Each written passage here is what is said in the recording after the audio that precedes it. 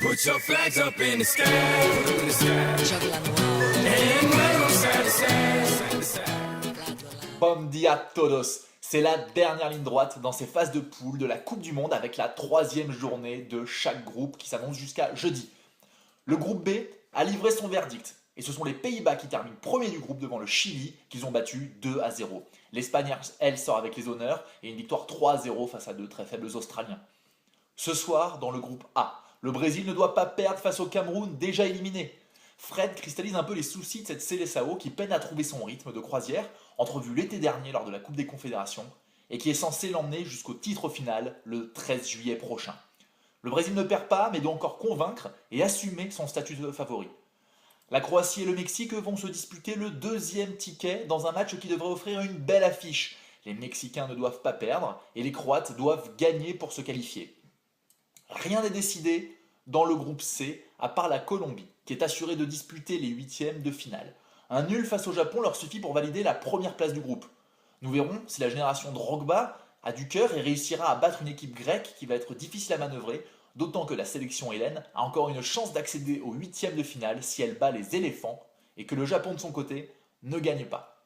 Le groupe D nous offre une magnifique finale avant l'heure entre l'Italie et l'Uruguay, qui pour accompagner la surprise de ce mondial, le Costa Rica, en huitième de finale. Si personne n'imaginait les Ticos à ce niveau, les Italiens devront se méfier d'une Céleste qui a du cœur et qui, avec Suarez, n'est plus tout à fait la même. On dit qu'il faut un grand avant-centre pour aller loin dans une compétition, et c'est là tout l'attrait de cette finale. Le surcoté Balotelli face au meilleur attaquant du monde, Luis Suarez. Un match bouillant en perspective à Natal. Dans le groupe E, la France a une voie royale pour les huitièmes et la Suisse devrait lui emboîter le pas normalement. Dans le groupe F, comme je l'avais prédit au début de ce mondial, et malgré quelques espoirs placés dans une Bosnie que j'espérais plus séduisante, le pragmatisme et le réalisme font la différence. Et le Nigeria s'est positionné pour rejoindre les huitièmes de finale en compagnie d'une Argentine décevante et qui peut dire un grand merci à Léo Messi.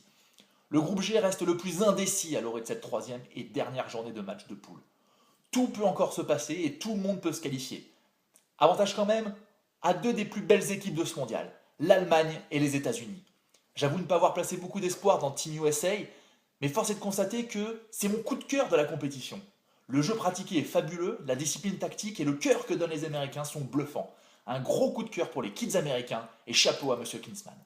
Enfin, la dernière journée du groupe H nous donnera le nom de l'équipe qui va accompagner les Diables Rouges belges au tour suivant. Et cette finale, ce sera Algérie-Russie. Match indécis entre une Russie qui n'a pas démérité et que je voyais comme une probable surprise de ce mondial, et l'Algérie capable du meilleur comme du pire, surtout en défense. Là où les Fennecs peuvent compter sur des individualités et une bonne attaque, la Russie, elle, se repose surtout sur un collectif et une défense plutôt bien en place. Une opposition de style en somme.